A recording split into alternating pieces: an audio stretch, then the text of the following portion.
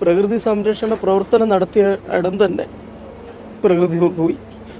ഇതിൽ കൂടുതൽ നമ്മൾ എന്തു പറയാനാ? ജോലിയില്ല, അവനവൻ്റെ ജോലി ചെയ്യുക, വീട്ടിൽ പോവുക.